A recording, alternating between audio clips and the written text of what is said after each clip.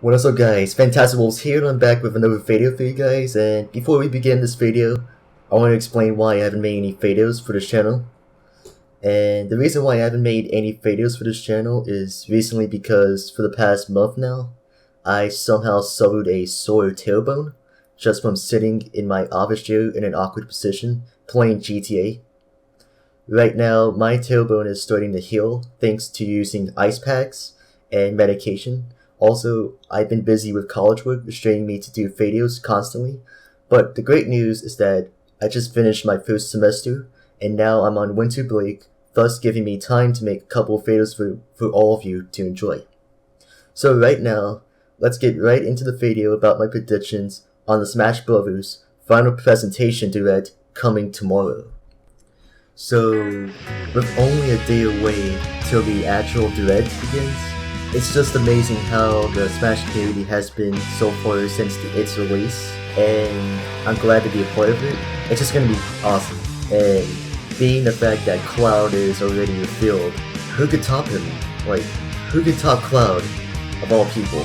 But no one really could figure that out because it's just Sakurai, pretty much. He knows what he's doing now. All he does is just plan out something big and none of us can expect it. So Sakurai is just the genius of all gamers, I think. So the first topic we'll be talking about for this video is pretty much the most obvious, being the moveset breakdown of Cloud Strife, and what I'm expecting is, of course, Sakurai just breaking down the entire gist of how Cloud works.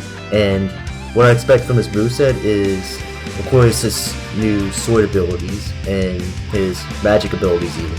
If you have not seen Final Fantasy VII gameplay, definitely search it on YouTube because Final Fantasy VII is like the most iconic, one of the most iconic RPG games of all time, and even though I'm not really an RPG player, I've only played Final Fantasy VII when I was like younger at the time, like only for a little bit. I didn't complete the game, but since the remake is coming out, I might as well try it out.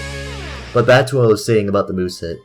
I bet it's gonna be much powerful than any other character, from what I can see from the trailer itself. Just using his limit breaks ability, I believe it's what it's called. And in my opinion, he's cool to see. It's just having an iconic character like Cloud Strife will go alongside Street Fighter's Ryu, Pac-Man, Mega Man, Sonic, and Mario. It just makes the game 10 times epic.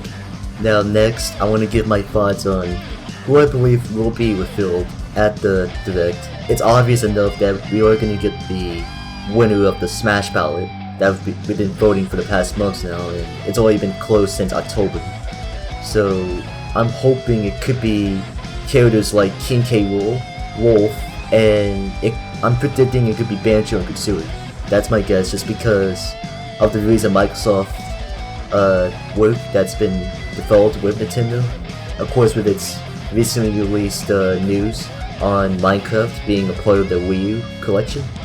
So it makes sense just to have Banjo-Kazooie in the mix because it's so, that character is iconic enough that it's like one of the most popular Nintendo 64 games of all time. So that's the reason for Banjo-Kazooie's inclusion, I believe. I can add. Now, along with those characters, I want to make some honorable mentions of who else could possibly be mentioned in this direct. Being indie characters like Shantae or Shovel Knight, but in my opinion, I don't believe any of those two would make it, but I can see why they would be included, because they're probably the most recognizable indicators of all time. But I believe the reasoning is because like people don't know much about indie games, but it's just people don't really know them too well. That's the thing. But it would be exciting to see them though. It would be cool how they like implement the movesets and all that. Also for honorable mentions, I would love to see the Inklings make an appearance from the Splatoon game. And I never played Splatoon, but it looks fun. I think it would be cool to see them as well. Paper Mario would be cool. Sephiroth would be unique as well because since we have Cloud now, why not add Sephiroth? I don't think it would be fair just to have another Final Fantasy character. That'd probably be the reason why Sephiroth's inclusion may be lowered compared to the others.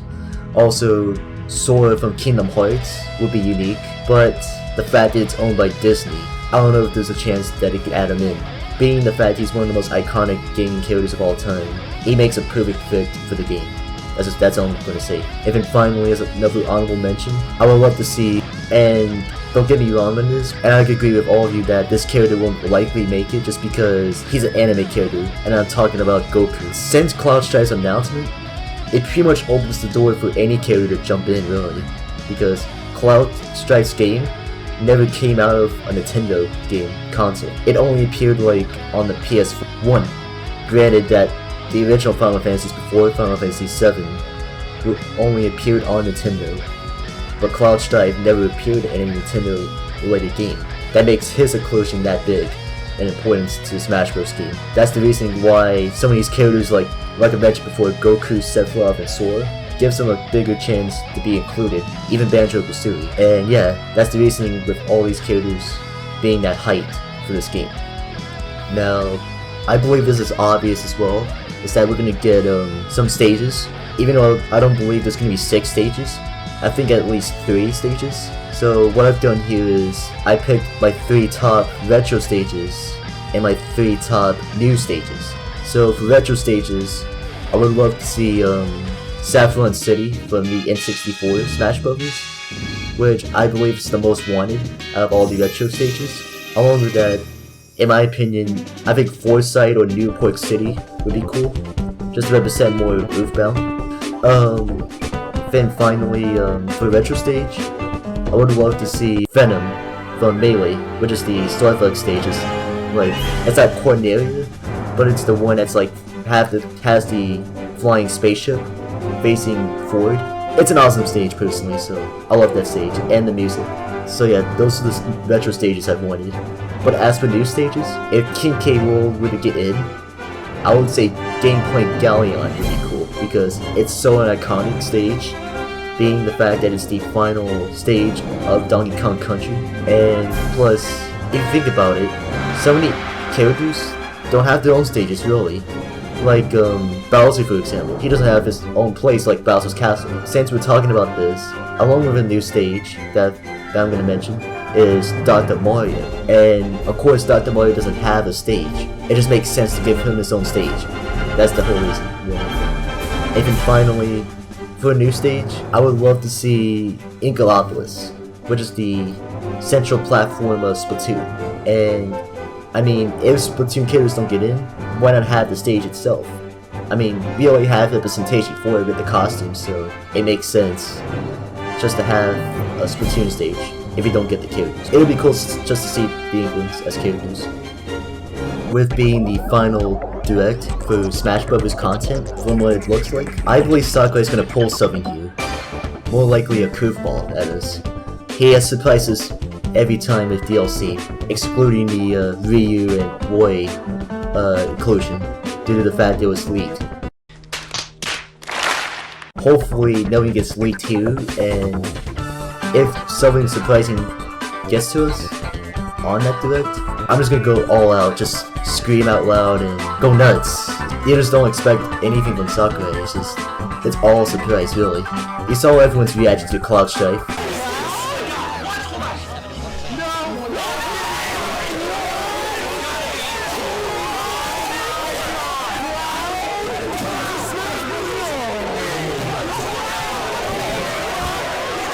As you can see right there, that pretty much details how big this game is really, and it's just awesome. But going back to what I said about what could Sakurai pull here, is what I think could possibly happen is along with those characters that could be revealed on that direct, more likely I believe all those could be released on the exact same day of the direct after the actual presentation's over. I believe along those characters, we could possibly get a character in development coming in sometime in 2016 as well. Let's say King K. Rool, Banjo-Kazooie, and Wolf get revealed, and then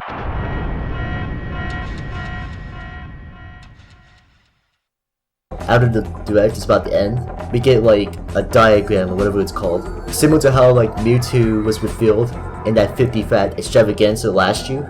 I believe we're gonna see something like that as a curveball. You know, that would be amazing if you get one more character as a developed character and then sometime around that end, that should be the end of DLC right there. So pretty much that's what I believe is gonna happen in this direct, and I'm hyped right now, but I'm at a loss of words, guys, because I've been watching everyone's predictions on what they think could happen in the direct, and a lot of interesting perspectives, especially AW Network, or Itikia, that's his name. And from what I've seen from his Final Destination videos, it's getting me hyped already. I'm part of the hype train right now. It's been a wild roller coaster with the DLC, and I just want to thank Sakurai and his development team just making this game possible for us and having the best DLC as possible, man. Congrats to Sakurai for making this game possible. And with being from his interview recently, I'll link that in the description below as well, saying that what is the future for Smash Bros. DLC, or Smash Bros. In general, and I believe he said we'll just have to see. So that pretty much gives us a lot of questions. Does this mean it's the end of Smash Bros. Itself? Or sometime in the future, maybe like 6 years from now, could we get another Smash Bros? We don't know. It's all up to Nintendo and Sakurai just to pull this off, and I believe they're gonna pull it off in this direct. That's pretty much my entire thought process of this direct. So I hope everyone enjoyed this video, and be sure to leave a like, comment, and subscribe to this channel because there's gonna be a lot more content going on. And before I go, I want to make an announcement that on the day of the direct, I am gonna do a live reaction to that direct. So I'm gonna try my best to record myself to the actual direct itself, and I might try to get OBS to live stream it, and if that doesn't work, I'll try just to record with this Audacity program I'm using, and then I'll actually get the footage of the direct to link up to the Audacity commentary I've been doing right now, which is what I'm using for this video. And also, another final announcement I want to make for this video is sometime in 2016, or around after Christmas time, I will be doing a Let's Play of Super Smash Bros. Melee. So that is it, guys, and I hope everyone has a great day and a great holiday. Everyone have a nice Christmas. See ya.